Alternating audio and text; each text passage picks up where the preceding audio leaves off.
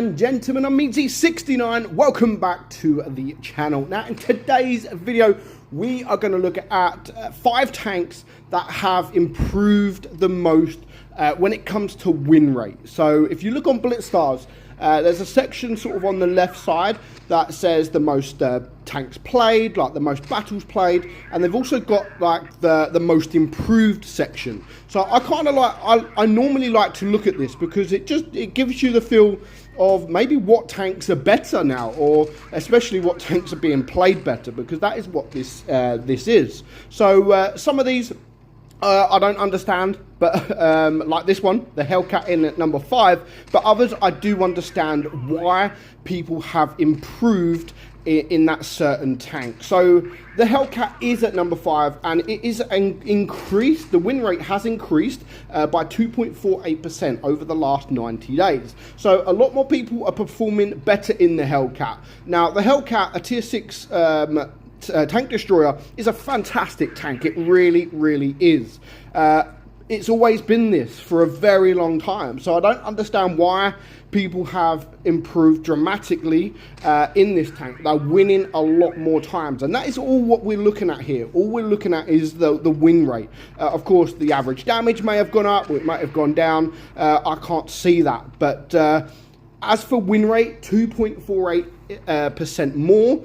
It is a big increase, to be fair. It really is a big increase. So moving on to tank number 4.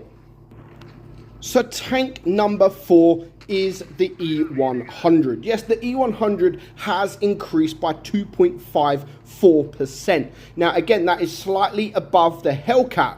I can understand this, to be fair, because obviously Wargaming buffed it a while ago.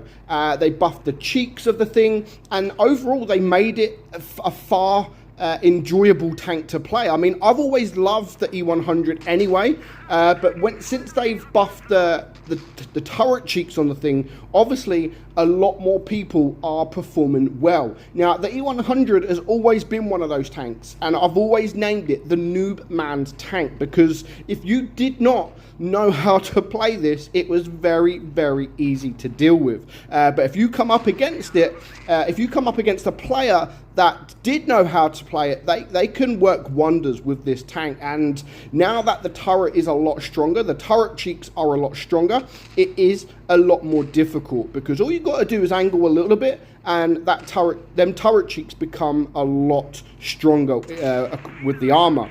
So yeah, I do understand, and I did expect to see a tank like this in that top 5, and it is number 4. Moving on to number 3. So number 3 is another tank that I kind of expected, or I wasn't surprised at seeing this tank. It is the IS-7. Now, slightly above the E100, this tank has improved by 2.56% win rate over, of course, the last 90 days. The IS-7 is just overall become better, like, even without sort of changing the stats of the tank, it's just overnight become better. You know, when Wargaming sort of gave it the HD model, the PBR, it's just become a lot stronger. And we used to always say, obviously the meme that Angel created, where don't buy the IS-7, has now sort of become buy the IS-7, because it is a fantastic tank, and in the right hand, it is a super strong tank to deal with. The armor profile is fantastic, the gun's good, the speed is really good. So yeah, overall, I can see why that this tank has improved with the general community. You know, this is going across everybody, and IS-7, I didn't think I would be seeing or saying that people are doing very well in this tank. Like years ago when I first started, yeah, this was the tank to go to, and then overall it becomes sort of the IS-4, and no one really wanted to play the IS-7, because why would you want to play an IS-7 when you could just go and play an IS-4, which was better in every single way, literally like every single way. But yeah, it's resurrected, you know, it's come back, and it's performing very well out there, and yeah, people are are performing more better in this than the IS-4. No one wants to play the IS-4 no more. I mean, like this game here, 2,500 block damage. We only got sort of 4k damage, so not the best, but I thought it was an average game. And it just shows the tank's strengths. And as I've said, a lot more people are doing that on the battlefield with the IS-7. So moving on to tank number 2.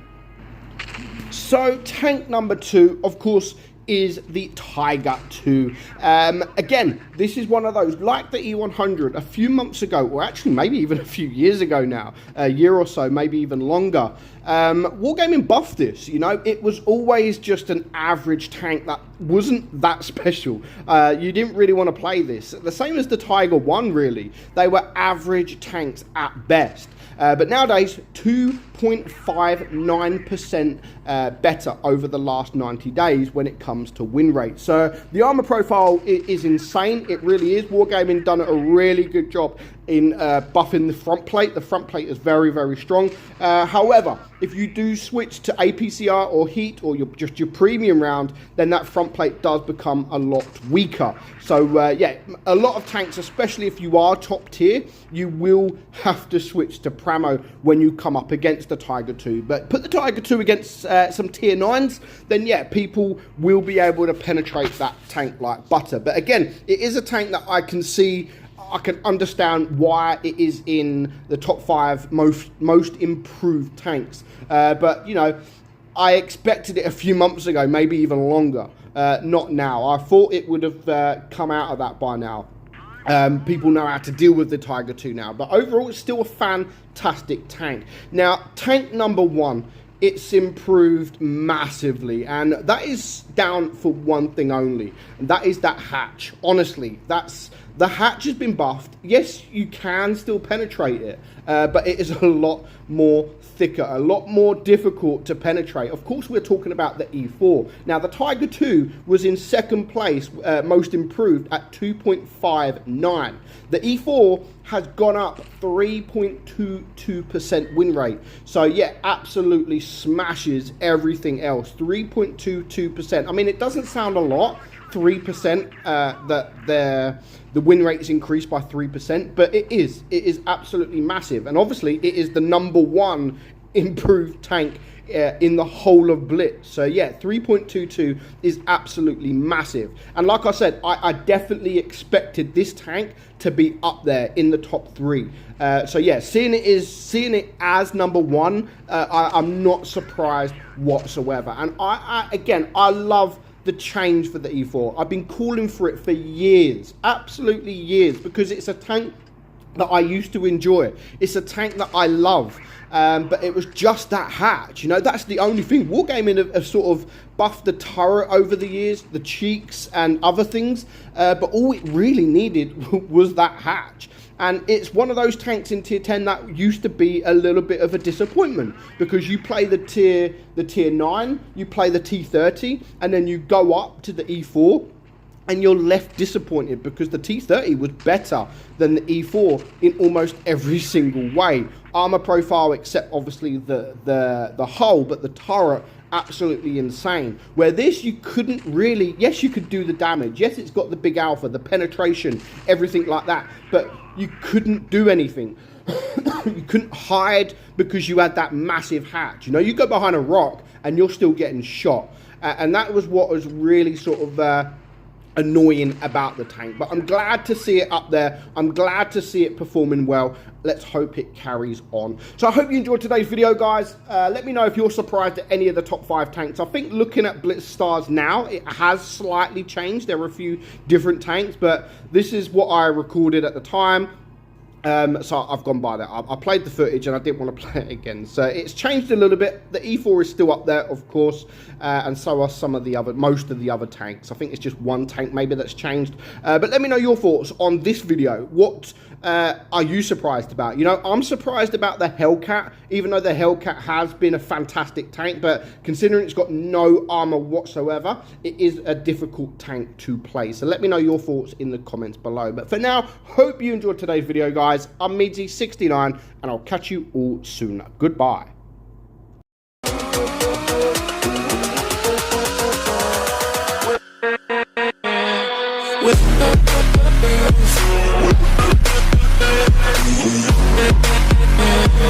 with